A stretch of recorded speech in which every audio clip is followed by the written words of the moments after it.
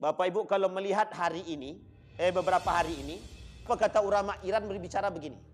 Matilah kalian Israel, kata dia. Matilah kalian Israel, kata dia. Karena mereka melawan, kami harus gempur mereka sampai habis. Apa kata ulama Iran itu? Kita akan kembali kuat seperti pada masanya dalam perang yang pernah kita tempuh, kata dia.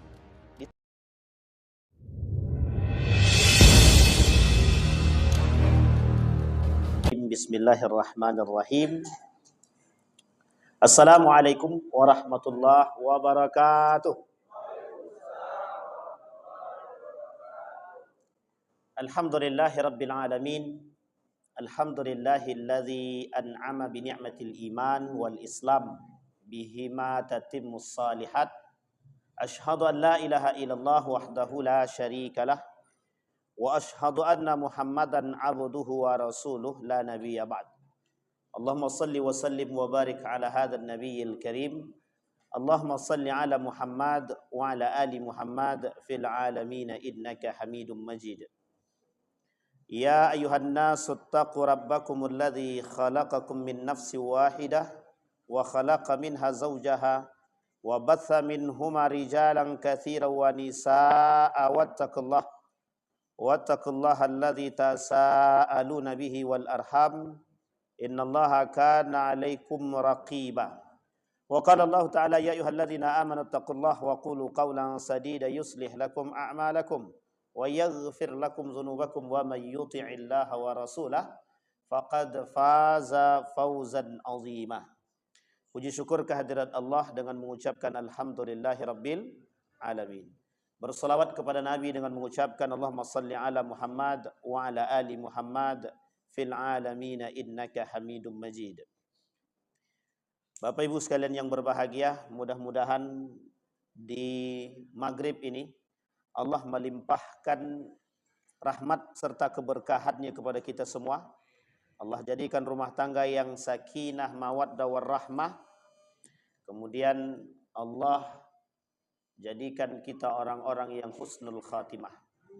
Untuk orang tua kita yang telah mendahului, Allah tempatkan di tempat terbaik di sisinya. Allah terima amal ibadahnya. Allah kumpulkan bersama orang yang saleh. Untuk orang tua kita yang masih hidup, insya Allah kita berbuat baik kepadanya dan insya Allah husnul khatimah. Amin ya rabbal alamin. Baik Bapak Ibu sekalian yang berbahagia, malam hari ini saya ingin menyampaikan, sebenarnya ada banyak yang masuk di dalam kajian Bapak Ibu semua, tapi kita anggap mengulang kaji saja. Libashari Ibnu Burdin al-mutawaffa sanata mi'atin sab'ah wa sittin. Ada namanya Bashar ibn Burd yang meninggal pada tahun 167 Hijriah. Fil mu'asyarah, dalam bermuasyarah, bermuamalah, bertransaksi, dalam bergaul dengan siapapun. Beliau menyampaikan nasihat. Idza kunta fi kullil umuri mu'atiban, sadiquka lam talqa alladhi la tu'atibuhu. Apa kata dia? Kalaulah engkau merasa capek dalam setiap urusan, sadiquka, ada teman terbaik yang kau miliki, lam talqa alladhi la tu'atibuhu. Fa'ish wahidan ausil akhaka. Engkau hidup sendiri atau menyambung tali silaturahim. Fa innahu muqarifu dzanbin marratan wa mujanibuhu. Kadang dosa itu bisa datang dalam kesendirian, tapi justru dalam keramaian bisa menghapus. Ini nasihat dalam bentuk syair. In anta lam tashrab miraran 'alal qadha dhami'ta wa ayyud nasi tasfu masyaribuhu. Kalaulah engkau puas sendiri dan kenyang sendiri, maka bagaimana dengan saudaramu yang lain? Akankah mereka juga hilang dahaganya seperti dirimu? Artinya kita saling melihat kiri dan kanan. Wa man dzalladzi turda sajayahu kulluha kafal mar'u nubulan an ta'udda ma'ayibahu. Sebaik-baiknya persahabatan dan pergaulan atau muasyarah, bagaimana seorang sahabat mampu menutupi aib daripada sahabat dirinya sendiri. Bapak Ibu sekalian yang berbahagia, itu syair yang disampaikan oleh Bashar bin Burd dalam syairnya yang meninggal pada tahun 167 Hijriah. Yang ingin saya sampaikan malam hari ini kepada Bapak Ibu sekalian yang berbahagia, kepada kita semua, saya ingin mengajak Bapak Ibu mengulang 800 tahun yang lalu sejarah. Nanti kita kaitkan dengan apa yang tadi kita sampaikan. Pada masa dahulu ada yang disebut dengan Granada. Bapak Ibu pernah dengar kalimat Granada? Di mana tuh? Weh, cerdas. Granada itu Spanyol.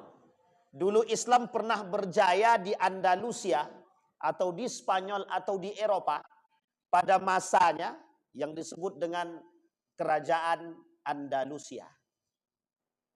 Kalau bahasa lainnya Isbani, Al-Andalusi atau Isbani. Islam pernah berjaya pada masanya dalam bentuk periodisasi. Lama masa jaya Islam itu. Sampai seorang penulis terkenal, anak daripada Amin Rais. Nama dia siapa perempuan itu? 99 apa kata dia? 99 cahaya di Eropa. Penulisnya siapa? Pokoknya anak Amin Rais lah, perempuan. Saya lupa namanya. Siapa namanya ya? Pokoknya bukan laki-laki, perempuan. Pokoknya itulah. Beliau tulis tuh. Ternyata banyak sekali sejarah Islam di Andalusia, terkhusus di Eropa itu, yang beliau temukan cahaya-cahaya Islam itu. Maka ketika itu buku ini sempat populer pada masanya.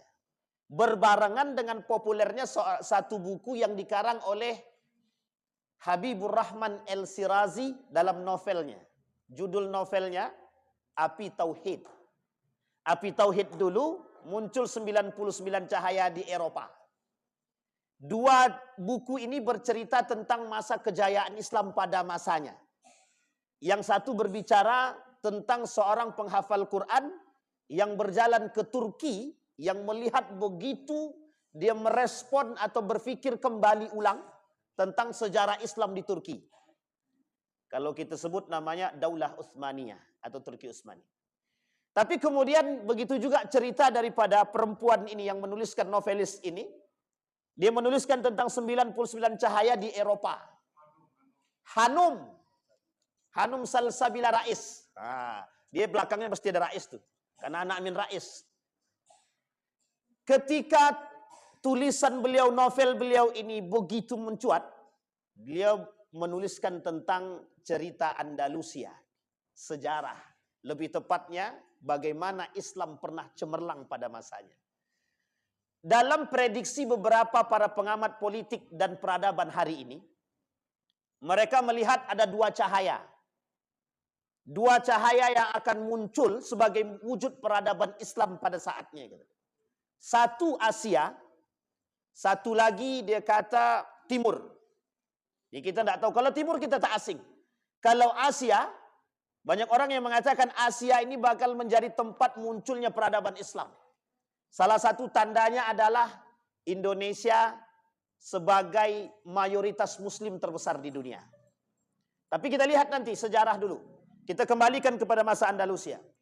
Pada masa Andalusia ini, periode yang sangat bagus dan cemerlang, sehingga ketika masa jaya dia, Islam berada pada puncaknya, maka pada masa puncak kejayaan Islam di sana, itu hidup yang paling dijaga oleh umat Muslim ketika itu adalah toleransi. Kita ambil garis umumnya toleransi. Bagaimana Islam menjadi agama yang paling toleran terhadap semua agama yang lain. Ini tak lepas daripada apa yang kita bahas. Bagaimana posisi Islam menjadi orang yang paling atau menjadi agama yang paling disorot ketika Andalusia semua dunia. Jadi pada masa Andalusia ini semua dunia menyorot. Tidak ada yang tidak. Termasuklah kerajaan Granada pada masanya. Nah, Bapak Ibu sekalian yang berbahagia, dari cemerlangnya, ini kita tarik garis kesimpulan, dari cemerlangnya Andalusia ini, Yang ingin kita lihat adalah bagaimana model runtuhnya Daulah Andalusia atau kerajaan Andalusia ini. Sebelum kita melihat akan hancurnya negara atau akan hancurnya satu negeri, kaum, sya'ab yang akan mendapatkan kehancuran yang sama seperti apa yang terjadi oleh pendahulu-pendahulu. Kalau kita lihat masa periodisasi Andalusia, muncul pertama kali kasus yang sangat tenar pada masa Andalusia itu rasisme. Bapak Ibu tahu rasisme? Rasis itu apa? Ini persoalan ras. Persoalan ras ini kelak akan menyebabkan terjadinya perpecahan yang begitu besar di kalangan manusia, khususnya dalam umat muslim itu sendiri. Ada dua hal yang kita sorot dalam urusan ras ini.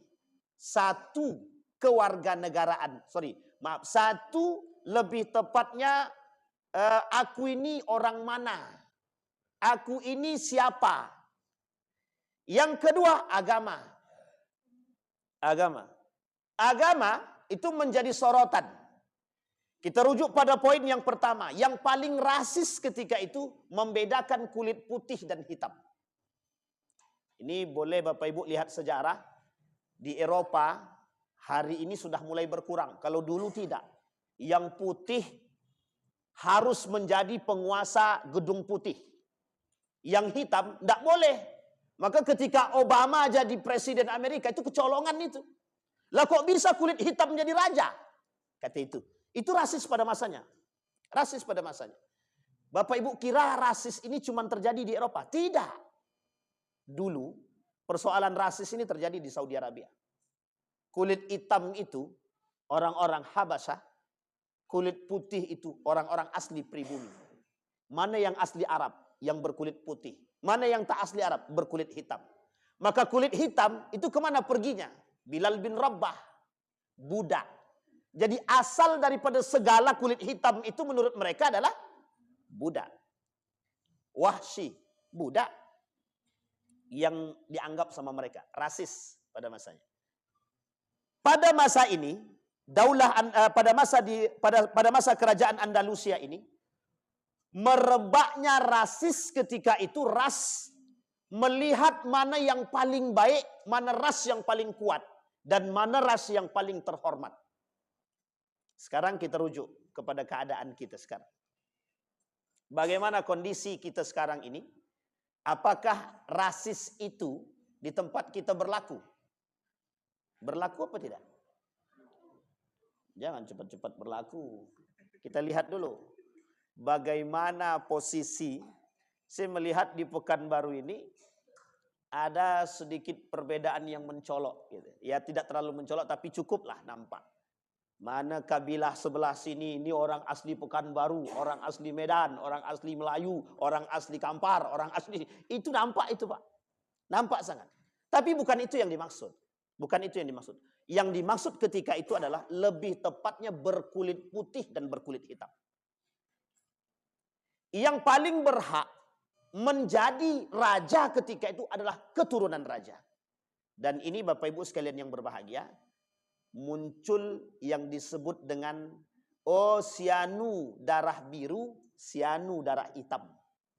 Tahu maksud saya Bapak Ibu? Oh ini orang bangsawan, yang ini bukan bangsawan. Inilah yang yang menyebabkan runtuh pertama sekali, sebab awal muncul atau runtuhnya atau sudah tidak baiknya dalam daulah atau dinasti atau kerajaan Andalusia. Dan itu sangat-sangat berbahaya. Pada masa dahulu, ini saya rujuk kepada kerajaan Islam di Saudi Arabia. Itu perbedaan kulit hitam putih sangat kuat Pak. Orang berkulit hitam tidak bisa coba-coba. Bahkan mohon maaf ya, duduk aja tidak mau. Di Eropa begitu. Anda orang kulit hitam tidak berhak masuk ke universitas sini. Untung di kita nih campur-campur. Ada hitam, ada hitam tak terlalu hitam, putih tak terlalu putih. Jadi tak bisa kita membedakan mana yang hitam, mana yang putih betul. kecuali yang kena sengat matahari. Itu kelihatan, Pak. Ada seorang pemuda yang begitu kuat, cerdas secara keilmuan, tapi berkulit hitam. Apa kata dia? Dia masuk dalam dunia kedokteran. Tidak boleh. Orang berkulit hitam tidak boleh masuk dalam universitas atau menjadi dokter di tempat orang kulit putih. Coba bayangkan, sampai sebegitunya. Dan bukan salah siapa, ya salah sejarah memang. Tapi pada masanya memang begitu. Islam datang untuk membedakan. Islam datang untuk membedakan mana budak, mana yang tidak budak. Bagi Islam tak ada, semua sama. Masuk surga sama. Salah satu alasan Islam datang yang didatangkan oleh Allah melalui baginda Nabi Muhammad SAW untuk tidak membedakan mana budak mana, itu yang tak diterima oleh kaum-kaum Quraisy. Kata kaum Quraisy tidak bisa, kami ini kan punya harta. Pada masa Nabi Yusuf, kata Nabi Yusuf, mana orang kaya? Ketika Nabi Yusuf jadi bendahara negara, mana orang kaya? Kata Nabi Yusuf. Pokoknya Nabi Yusuf, kata kawan konco areknya Nabi Yusuf ini, orang-orang sebelah sana tuh orang-orang kaya semua tuh, yang tak mau berbaur dengan orang miskin. Kata Nabi Yusuf satu, gitu. Besok kita rubah sistemnya. Yang kaya harus miskin, yang miskin harus kaya. Nah, itu bagus kayak gitu tuh. Cocok kalau di tempat kita buat begitu. Tapi kan tergantung pemimpin. Makanya Bapak Ibu kemarin pilihnya pemimpin yang mana? Nah, ini bukan proses sakit hati ya. Kembali kepada poin tadi. Jadi Bapak Ibu, rasis menjadi masalah. Sekarang saya ingin katakan kepada kita semua Bapak Ibu. Dampak rasis itu adalah cerai-berai dan permusuhan. Dampak rasis adalah cerai-berai dan permusuhan. Apa yang dikatakan oleh baginda Nabi Muhammad SAW. Yahudi sekalipun, kalau dia mau mati, sudah mau mati orangnya, tapi Yahudi yang tidak memerangi kita, kasih dia makan. Itu Yahudi. Yang tahu jelas-jelas dia memusuhi kita, tapi dia tak memerangi kita pada masa itu. Kata Nabi, mau mati dia, tak dapat makan, dia kasih dia makan. Itu yang buta Yahudi kan. Orang buta yang dikasih oleh Nabi, dia tak tahu, dia tak punya apa-apa. Selain daripada baginda Nabi Muhammad SAW yang selalu mensuapkan dia makan. Tak pandang bulu dia. Tak pandang bulu. Makanya kenapa para ulama sepakat membolehkan pembagian daging kurban itu kepada orang kafir sekalipun. Itu dibenarkan. Bahkan para ulama sama sekali tidak melarang. Secara qat'i tidak ada. Oh dia Kristen, tidak ada masalah, kasihlah. La'allahu yadkhulul Islam. Sampai-sampai dia bisa masuk dalam Islam. Coba bayangkan. Kata Yusuf Al-Qardawi, kalau rajin kita kasih makan orang kafir itu, bisa jadi kelak dia masuk Islam. Yang cerita yang diambil yang mana? Pada masa tabi'in. Ada seorang pemuda, rajin bersedekah, dia tidak tahu kalau yang disedekah itu orang kafir. Suatu ketika dia tanya, Bapak tidak sholat? Enggak, kata dia. Saya bukan agama yang mengajarkan sholat, kata dia. Kaget pemuda tadi. Ternyata selama ini yang aku kasih sedekah adalah orang kafir. Kemudian bapak itu bertanya balik, Anda sendiri apa agamanya? Islam. Karena sering setelah dia tahu bahwa bapak ini kafir, dia Muslim, terus dia kasih, tapi tetap dia kasih.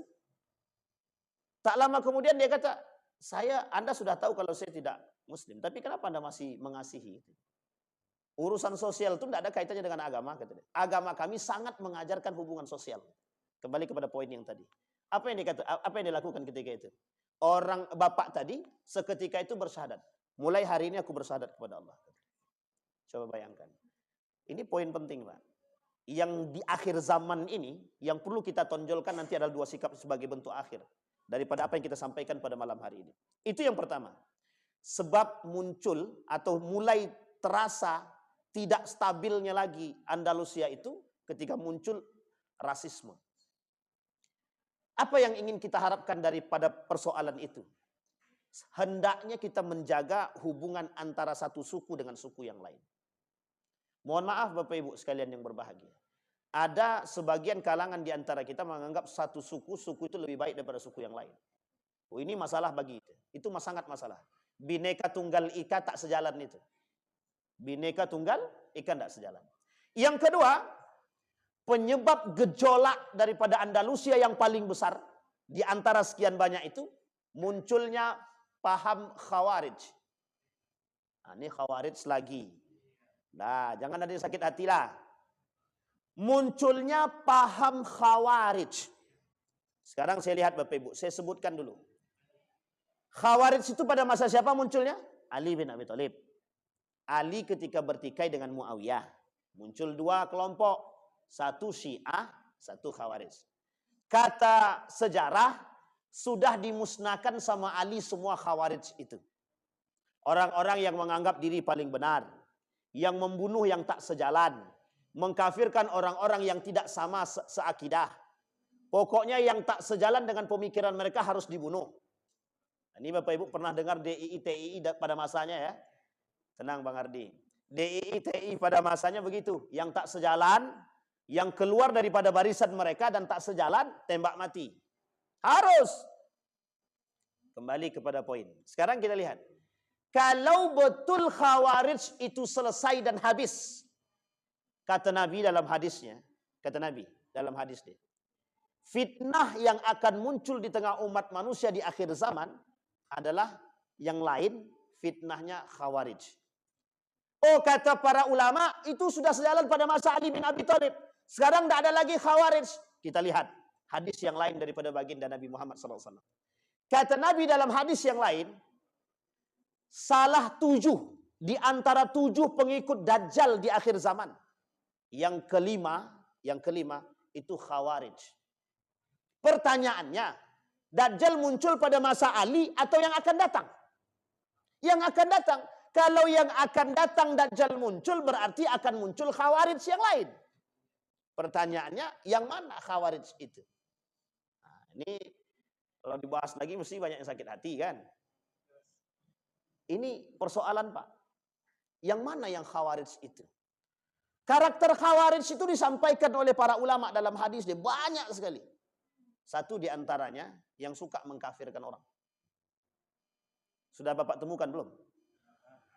Berarti kalau ada yang mengkafirkan orang, Khawarij. Siapapun itu. Berarti kalau orang kafir bagaimana? Itu sudah kafir bawaan. Orang kafir sudah kafir. Ya kalau kita tidak kafirkan, kita justru menjadi masalah. Jangan menjadi masalah, oh ini bukan kafir Pak, itu non-muslim. Oh gitu ya. Non-muslim tapi bukan. Nah, Bapak Ibu boleh lihat videonya Musda Mulia. Profesor Dr. Musda Mulia. Apa dia kata? Siapa yang disebut dengan kafir itu? Orang-orang yang lain itu bukan kafir. Orang-orang yang beragama Kristen, Buddha, Hindu itu bukan kafir. Kenapa disebut bukan kafir? Ini ketika itu beliau sedang mencoba mengkaji nikah beda agama. Kata dia, Islam tidak ada melarang orang-orang Islam itu, atau Al-Quran tidak ada melarang orang-orang Islam itu menikah dengan non-Muslim. Yang dilarang itu dengan kafir yang seperti apa? Nah, ini bahasa dia. Dan ahlul kitab yang dibenarkan. Sekarang ahlul kitab itu menurut dia masih ada. Nah, ini poin penting. Sehingga kata dia, siapa kafir itu? Kafir pada masanya kan kafir Quraisy. Berarti Indonesia ini kan bukan orang Quraisy. Nah, ini kalau Bapak Ibu ikuti, bisa stres kita. Itu yang kedua, Khawarij. Maka orang yang suka mengkafirkan. Karakter Khawarij. Karakter yang kedua, orang yang tidak mengerti isi Al-Quran tapi hafal Al-Quran. Saya sudah sampaikan di sini dulu. Bapak Ibu boleh cek semua para pembunuh pada masa Khalifah atau Khulafaur Rasyidin. Umar bin Khattab, Utsman bin Affan, Ali bin Abi Thalib, Al-Hasan wal Husain, semua penghafal Quran. Siapa tidak? Ibnu Muljam, Abu Lu'lu', semua rata-rata penghafal Quran. Yang tukang gorok leher mengerti agama, faham agama. Yang menggorok leher, yang memotong leher Al-Husain, mengerti agama, sangat mengerti agama. Yang membunuh para ulama-ulama pada masanya orang-orang yang juga mengerti agama. Yang berkhianat juga orang-orang yang mengerti agama. Ini pada masanya Pak. Jadi bukan kita ingin mengulang sejarah, tapi wajib kita pahami. Karena kelak akan muncul khawarij-khawarij yang lain. Artinya, kata para ulama, yang mensifati sifat khawarij. Pada masa ini, Kaum-kaum Khawarij Andalusia ketika itu, mereka mencoba merubah pola pikir yang terjadi. Dan ini ada kaitannya dengan keadaan kita saat ini. Yang dulu Andalusia masih berpegang teguh pada paham-paham yang baik, muncul paham-paham ahlul bid'ah wasyahwat. Ibnul Qayyim Al-Jauziyah mengatakan, fitnah terbesar umat muslim itu cuma dua. Satu syahwat, yang kedua syubhat. Masa Andalusia ini adalah gerbang pertama munculnya ahlul bidah. Andalusia itu termasuk gerbang pertama munculnya ahlul bid'ah wasyubhat. Muncul kemudian kaum-kaum Khawarij, muncul juga ketika itu ahlul bid'ati wasyubhat. Pelaku syubhat muncul, pelaku bid'ah muncul, pelaku Khawarij muncul. Coba bayangkan. Itu pada masanya. Sehingga ketika itu pemerintah kerajaan menghabiskan tenaga untuk membumi hanguskan kaum-kaum Khawarij. Jadi Bapak Ibu, saya tidak ingin memprovokasi, tapi cuma ingin mengatakan kepada kita bahwa fitnah Khawarij ini cukup sangat berbahaya bagi kita. Orang yang mengerti agama tidak akan mudah dan beriman mengkafirkan orang lain, apalagi meremehkan sesama muslim. Itu tidak mungkin. Baik Bapak Ibu. Yang ketiga, pemberontakan yang terjadi berulang kali. Pemberontakan pada masa dinasti kerajaan Andalusia itu terjadi berulang kali. Apa sebab pemberontakan? Satu, mereka menganggap pemerintah tidak lagi sejalan dengan aturan-aturan agama. Yang kedua, tumbuh berkembangnya nepotisme para ahli-ahli korupsi. Nah, ini saya tidak merujuk kepada Indonesia ya, tapi boleh kita tengok. Sebab kehancuran satu negeri itu, kalau sudah masuk sarang-sarang koruptor itu, para ahli koruptor itu sudah tak terbendung lagi, itu mungkin bagian daripada kehancuran. Na'udzubillahi, tsumma na'udzubillah. Tengok di kantor lurah, ada juga yang korupsi. Kantor camat ada korupsi. Kantor gubernur korupsi. Bupati korupsi. Sampai menteri korupsi. Sampai ke atas. Itu kalau ada. Mudah-mudahan tak ada. Tapi kan Bapak Ibu mesti mengerti. Baik. Kemudian, ini posisi pemberontakan yang terjadi. Pada masa selanjutnya yang keempat, bibit daripada Andalusia, bukan bibit sebenarnya, sisa-sisa dari kelompok Abbasiyah pada masanya, yang ketika itu Abbasiyah ini sudah hancur. Abbasiyah ini sudah kalah, dikalahkan oleh diri dia sendiri, sebab muncul kerajaan-kerajaan kecil yang tak percaya kepada Abbasiyah. Jadi runtuhnya Abbasiyah itu disebabkan karena kerajaan-kerajaan Islam kecil, baik di Turki, di Persia, di beberapa daerah, itu muncul berkembang sendiri. Karena tak percaya lagi dengan Abbasiyah. Bapak Ibu tahu alasan ketidakpercayaannya apa? Alasan ketidakpercayaan yang paling besar satu saja. Kapan kami orang pinggiran bisa menjadi raja? Masih ingat kalimat ini ya? Kapan kami orang pinggiran menjadi sama dengan apa yang terjadi di Andalusia? Karena sistem dia kerajaan. Sistem kerajaan tuh siapa yang berkuasa, dia akan terus-menerus turun-menurun kan? Cicit-cicit dia. Maka sudah dijanjikan itu. Kalau pertama bapak dia, besok anak dia, cucu dia, cicit dia. Yang akan menjadi turun-temurun itu. Tapi ingat, sistem ini maka akan hancur pada masanya. Siapa pelaku pertama sistem dinasti ini? Pelaku pertama, Muawiyah ibn Abi Sufyan, yang melakukan sistem ini pertama sekali. Muawiyah, Umayyah, dinasti Abbasiyah masuk ke Andalusia. Apa kata Abbasiyah? Orang sudah tak percaya, hancur Abbasiyah. Karena kami menganggap kami orang kecil, pinggiran kerajaan-kerajaan kecil itu akan mampu berjaya. Tak akan mampu. Sehingga mereka memberontak kepada Abbasiyah. Akhirnya tergulingkanlah Abbasiyah ketika itu. Abbasiyah tergulingkan. Sisa-sisa daripada Abbasiyah ini mulai masuk atau mengakui keberadaan Andalusia dan mereka mulai menggerogoti Andalusia, kemudian memberontak kepada Andalusia. Dan ini Islam dengan Islam. Jadi pecah belah Islam itu, benih perpecahan itu sudah mulai dari dahulu. Hanya saja sekarang semakin besar. Dulu sudah terjadi, tapi sekarang semakin besar. Kemudian baru internal, baru kemudian eksternal. Datang serangan oleh kerajaan-kerajaan Eropa pada masanya. Kalau kita merujuk, ada dulu kerajaan yang paling berat yang dihadapi umat Muslim. Pada masanya, Bizantium, Romawi. Kalau bahasa kita sekarang, ada dua lagi yang disebutkan yang paling berbahaya pada masa dahulu. Persia, Babilonia. Nah, ini kalau kita rujuk kepada Eropa, masa-masanya Eropa, Romawi pada masanya, Bizantium itu. Kemudian pada masa Romawi itu kita habis itu Pak. Kerajaan-kerajaan Romawi lebih tepatnya adalah perang antar agama ketika masanya. Antara yang disebut dengan perang salib ya. Antara umat Muslim dengan Kristiani pada masa itu. Ketika masa Persia dan Babilonia juga sama.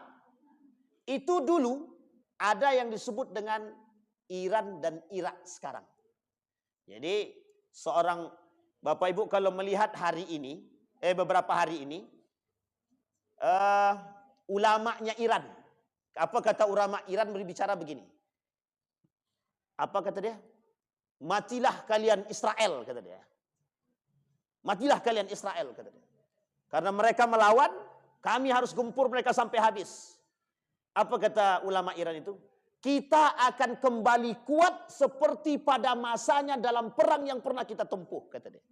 Disebut di situ perang pada masa kekuasaan Iran itu, perang ketika Iran dengan Irak, Babilonia dengan Persia. Itu Bapak Ibu boleh cek di Google itu. Babilonia berhadapan dengan Persia, itu Persia berjaya. Persia itu Iran sekarang. Babilonia itu Irak sekarang. Apa kata dia? Kami pernah menghancurkan Irak. Ketika itu Iran kerjasamanya dengan siapa? Yahudi. Yahudi. Kalau sekarang dia berkelahi Ustaz dengan Israel, kata dia. Itu jangan percaya betul-betul. Memang dia serang menyerang. Iran itu punya satu tujuan. Imam Mahdi itu dalam pahamnya Iran itu akan muncul dari paham mereka dan dari golongan mereka dan dari tempat mereka. Dan Imam Mahdi ini bakal bisa menguasai dunia kalau Iran bisa menguasai dunia. Satu di antaranya kalau Iran bisa menaklukkan Israel. Israel ini belum tentu semua Yahudi. Tapi Yahudi juga belum tentu semuanya Israel. Sampai di sini bisa dipahami. Israel itu cuma di negeri Israel. Tapi Yahudi ada di mana-mana. Di Iran ada Yahudi, di Belanda ada Yahudi, di Eropa. Di Eropa itu hampir setengah penduduk Eropa itu Yahudi. Di Indonesia mungkin bibit-bibit Yahudi ada. Tapi kita nggak tahu itu kita nggak tahu siapa mereka bibit-bibit. Tapi mungkin yang bekerja sama dengan Yahudi banyak. Keterlaluan. Baik. Pada masanya kita diserang itu kerajaan Eropa. Eropa menghancurkan Andalusia. Dan ini Bapak Ibu sejarah terpahit yang dialami oleh umat Muslim dalam masa perkembangannya. Islam pada masa Daulah Abbasiyah itu masa kejayaan yang sangat cemerlang. Tidak bisa dipungkiri. Para ilmuwan Muslim lahir pada masa itu. Sebutlah nama-nama terkenal daripada ilmuwan itu semuanya lahir pada masa itu. Begitu juga Andalusia. Salah satu di antara ilmuwan Muslim yang ada pada masanya ada yang disebut dengan Ibnu Rusdi. Pernah dengar nama ini, Pak? Ibnu Rusdi, orang pertama yang berhasil meyakinkan pemerintah ketika itu dalam menerjemahkan tulisan Plato dan Aristoteles. Maka diangkatlah menjadi penasehat kerajaan pada masanya. Sampai kemudian Ibnu Rusdi ini dikhianati oleh murid dia sendiri, kemudian dianggap sebagai orang penjilat kerajaan, dan dibuatlah isu akan perbuatan yang menyeleweng dan menyimpang dari Ibnu Rusdi, sampai Ibnu Rusdi kemudian dipenjara dan diasingkan meninggal di tempat kelahiran. Coba bayangkan. Setelah itu, pada masa inilah Bapak Ibu, pada masa Andalusia ini, kita tidak boleh ingkari, tidak boleh kita pungkiri, pada masa inilah banyak orang-orang Eropa yang datang ke Islam untuk belajar pada masa itu. Dia dimulai pada masa akhir daripada dinasti Umayyah, kemudian masuk ke Andalusia. Di sini Bapak Ibu banyak sekali orang-orang belajar dari Eropa ke Islam. Diambil buku-buku Islam tadi, dipelajari. Mereka translate, mereka terjemahkan ke dalam bahasa Persia, Belanda, Inggris, semua Pak. Diterjemahkan ke bahasa Jerman, bahasa Persia, bahasa Inggris. Berkuasa mereka. Sehingga seorang murid daripada Ibnu Rusdi sendiri, yang kelak punya murid berkhianat kepada Ibnu Rusdi.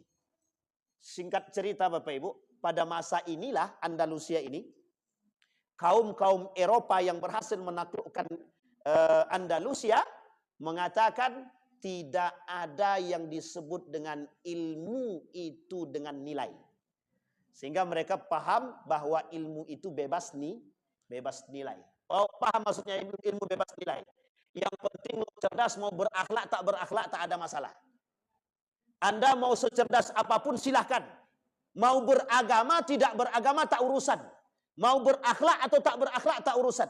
Pada masa dinasti, pada masa akhir pada masa akhir kerajaan Andalusia. Eropa berkuasa ditambah pada masa Turki Utsmani ini sangat berkuasa. Kita masa runtuh Turki Utsmani habis. Tidak tersisa sedikit pun, tak ada sedikit pun sisa bagi orang-orang berislam, bagi orang-orang mukmin. Bayangkan Bapak Ibu, masa kita dalam kekosongan itu panjang sekali. Dari 1924 akhir, atau lebih tepatnya 1924 akhir atau 1925 awal, di sini masa runtuhnya Islam atau peradaban Islam secara menyeluruh. Dipeganglah ketika itu kekuasaan dunia di tangan Eropa. Sampai di sini bisa dipahami Bapak Ibu. Apa kaitannya pusat dengan tadi yang kita bacakan dalam syair tadi? Nanti kita kaitkan. Terakhir, sebelum kita sampaikan pada masanya. Terjadi disintegrasi. Tidak ada koneksi. Terjadi kesalahpahaman. Terjadi miskomunikasi antara umat muslim dengan muslim yang lain. Pada masa dinasti, pada masa kerajaan Andalusia. Di sini Bapak Ibu, menyebabkan lemahnya kerajaan Andalusia, persis seperti lemahnya dinasti Umayyah, persis seperti lemahnya dinasti Abbasiyah, kelak juga begitu dialami oleh dinasti Utsmaniyah atau Turki Utsmani. Nah Bapak Ibu sekalian yang berbahagia, apa yang ingin kita sampaikan? Yang ingin kita sampaikan begini. Lemahnya umat muslim hari ini disebabkan lemahnya persatuan umat muslim hari ini. Lemahnya persatuan umat muslim hari ini disebabkan munculnya kelompok-kelompok di dalam tubuh umat muslim itu sendiri. Munculnya kelompok-kelompok di dalam tubuh umat muslim itu sendiri yang mereka memang sengaja untuk menghancurkan Islam dengan dua hal. Satu, kelompok yang muncul dengan hawa nafsu yang kelak mengarahkan kepada syubhat dan bid'ah. Yang kedua, kelompok yang sengaja disisipi dan disusupi oleh Eropa untuk menghancurkan umat muslim. Sampai di sini bisa dipahami Bapak Ibu. Apa maksudnya? Maksudnya adalah kita umat muslim hari ini sedang disusupi dan disisipi. Siapa penyusupnya? Siapa penyusupnya? Iran diikatnya orang-orang yang ada orang yang menjadi mata-mata Israel. Itu enak juga kalau begitu kan. Kalau nampak oleh kita mata-mata yang merusak kita ini. Dulu terjadi Pak. Berkali-kali saya sampaikan dimanapun. Snock Horgan itu mata-mata. Perusak Indonesia, perusak Islam. Snock Horgan itu. Yang mampu merusak Aceh pada masanya, kerajaan Samudra Pasai. Itu orangnya Pak. Snock Horgan itu. Yang membawa paham liberal dan sekuler ke Indonesia. Mereka dia merusak, tapi uniknya dia hafal Quran, dia paham Al-Quran dan dia bisa bahasa Arab. Uniknya, Bapak Ibu bisa bahasa Arab. Sebagian kecil di antara kita. Bapak Ibu paham detail Al-Quran. Orientalis memahami Al-Quran. Kita hampir tak paham isi Al-Quran. Banyak penghafal Quran. Uniknya penghafal Quran justru yang mohon maaf memecah belah kita. Sampai di sini paham. Kita tak menghina orang-orang para penghafal Quran. Kita berharap penghafal Quran yang baik, yang beriman, Pak. Tapi banyak para penghafal Quran juga yang mereka hanya menghafal tapi tak memahami makna Al-Quran. Apa kata guru kami? Perusak terberat dalam tubuh kita nih, orang yang tidak mengerti Al-Quran tapi hafal Al-Quran. Itu sangat berbahaya, Pak. Sangat berbahaya. Dan itu berada di antara kita, kan? Berada di antara kita. Jadi sekarang ini kita nih penyakitnya komplikasi. Kalau kita rujuk kepada hadis-hadis tentang akhir zaman, kita ini betul-betul sudah berada di akhir zaman, Pak. Kalau kita tidak sadar lagi, entah kapan kita sadar, tunggu mati saja. Kalau sudah mati itu tak mungkin entah sadar atau tidak, kita tidak tahu. Tapi kembali lagi pada masalah tadi. Bahwa begitulah seriusnya mereka pada masa itu. Saking tidak terimanya kaum orientalis itu dengan kita, mereka mulai menyakiti kita pada masa dinasti Andalusia, kerajaan Andalusia, sampai hari ini. Mereka tak berjaya pada masa Andalusia, tapi baru berjaya ketika runtuh Turki Utsmani. Sampai hari ini, berapa lama mereka pegang? 1925. Sudah berapa tahun, Pak? Hari ini 2000. Sudah berapa tahun? 1 abad. 1 abad lamanya kita dijajah oleh mereka hari ini. Nah, kalau dibilang 1 abad 1924 berarti harusnya sudah lewat 2024 kemarin. 2024 akhir. November. Itu sebenarnya sudah 100 tahun kita dijajah. Sekarang nambah setahun lagi. Harusnya kata para ulama, setiap 100 tahun itu mujahid muncul. Mujahid muncul. Orang-orang yang mengerti agama dan kuat iman, serta para pejuang-pejuang Islam. Itu bisa kita lihat. Sudah mulai bermunculan. Insya Allah, kalau bermunculan berarti tandanya terasa dekatnya hari kiamat itu dengan kita, Pak. Apalagi kalau mohon maaf, kebenaran itu, jika betul Imam Mahdi akan turun dalam waktu dekat, maka Bapak Ibu bersegeralah menjaga anak-anak kita. Na'udzubillah itu mah. Sudah terasa Bapak Ibu? Lihat, na'udzubillah. Semoga kita tak bertemu dengan hari kiamat. Na'udzubillah itu mah, na'udzubillah. Karena seburuk-buruknya kaum yang bertemu dengan hari kiamat. Nah, Bapak Ibu sekalian yang berbahagia. Al-Quran mengajarkan kepada kita, wa'tasimu bihablillah, wa la tafarraqu. Ini inti poinnya. Bapak Ibu, cara Eropa menghancurkan kita itu dengan memecah belah. Itu strategi. Fir'aun, satu karakter Fir'aun dari 16 karakter Fir'aun itu, untuk menghancurkan dan menguasai, dia wajib memecah belah kaumnya. Dipecah belah dulu. Setelah dipecah belah, baru kemudian dia menjadi orang yang paling terkuat. Dia hasut semua orang-orang. Siapa yang paling lemah, mereka hasut yang kuat untuk menindas yang lemah. Pada masa itu, Fir'aun memecah belah umat dengan berbagai macam cara. Sama, Pak, sekarang kita juga dipecah belah. Kalimat wa'tasimu bihablillah, kata para ulama Al-Quran, jangan remehkan kalimat ini. Kalian jaga persatuan kalian bersama karena Allah. Karena sekarang manusia mencintai saudara bukan tapi karena apa?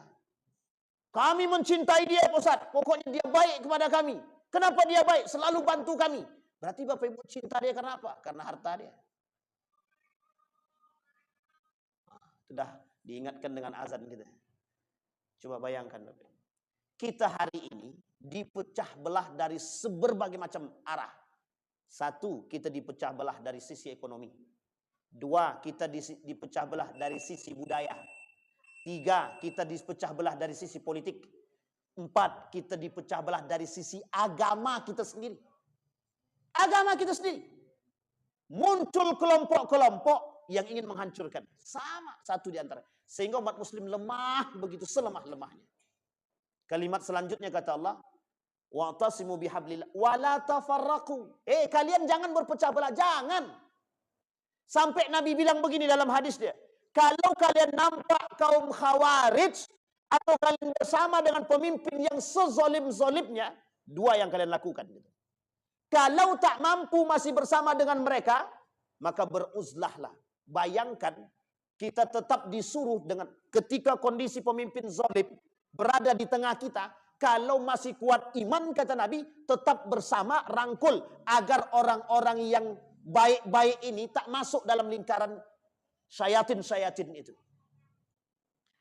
Dulu Bapak Ibu, ada namanya Sulaiman Rushdie, kalau saya tak salah. Salman Rushdie, penulis buku Satanic Verse, ayat-ayat setan. Ibu tahu apa, Bapak Ibu tahu apa yang dia tulis dalam buku itu? Penghinaan kepada Islam. Penghinaan terhadap Islam. Cara mereka menghancurkan kita dengan membuat penghinaan terhadap Islam, tapi uniknya yang membela umat Islam, yang menjaga umat Islam juga. Sehingga yang terjadi berantem dengan siapa? Muslim dengan Muslim. Itu yang kita alami sekarang, Pak. Artinya, kalau kita nampak ini, kehancuran itu semakin dekat. Na'udzubillah, tsumma na'udzubillah. Kata Allah, wa'tasimu bihablillah wa la tafarraqu. Nah, kembali kepada poin tadi Bapak Ibu.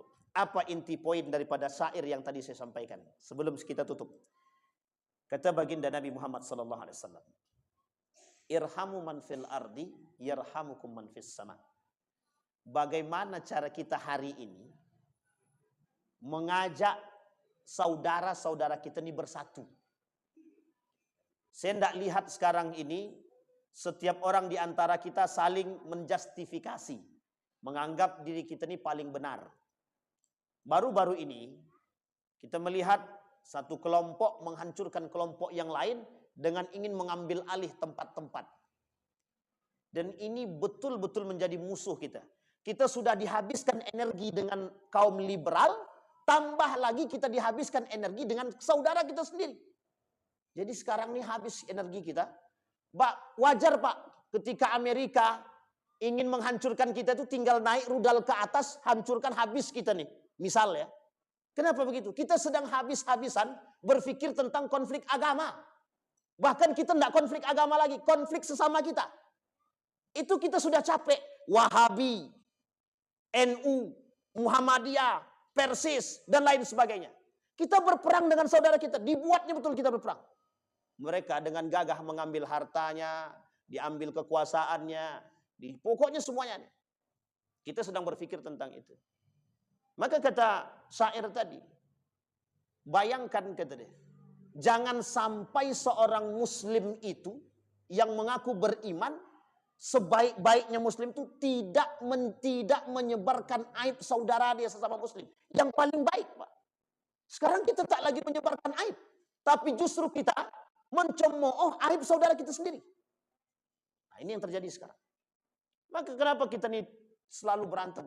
Kita tidak konflik agama lagi, kita konflik sesama kita. Uniknya mereka yang di sana tertawa. Alhamdulillah kata mereka. Bukan alhamdulillah. Syukurlah mereka sudah berkelahi. Maka kami tak capek-capek lagi membuat kalian berkelahi, kata dia. Jadi tinggal menghancurkan kita, Pak. Ketika mereka punya uang, dikasih uang, kita terlena dengan uang tersebut. Bayangkan kita rela menjual harga diri rakyat kita hanya karena uang. Bapak Ibu sekalian yang berbahagia, komplikasi penyakit yang dialami bukan tidak memiliki ruang untuk sehat. Komplikasi penyakit yang kita alami bukan tidak memiliki ruang untuk sehat. Kata guru saya, disinilah yang disebut dengan cahaya.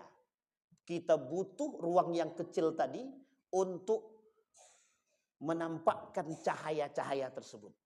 Kita berharap cahaya-cahaya itu muncul dari diri kita sebagai orang yang sadar, yang belajar, yang beriman dan berakhlak. Ashiruhum bil ma'ruf. Bagaimana cara kita bermuasyarah dengan saudara kita dengan cara yang baik dalam bentuk persatuan ini, itu yang disebut dengan cahaya. Bapak Ibu sekalian yang berbahagia, tidak ada yang selamat di akhir zaman kecuali orang beriman yang saling bergandeng tangan. Tidak ada tempat buat orang sendiri di surga itu. Surga itu untuk bersama. Wasiqal ladzina taqaw rabbahum ilal jannati zumara. Kelak kita masuk surga itu sama-sama. Jadi Bapak Ibu, kalau pengen kita kuat kembali, mudah-mudahan Islam itu muncul, peradaban Islam kemudian naik dari sisi Asia ini, mudah-mudahan itu adalah kita. Mudah-mudahan bermanfaat bagi kita semua. Fa'tabiru ya ulil absar la'allakum tuflihun. Assalamualaikum warahmatullahi wabarakatuh.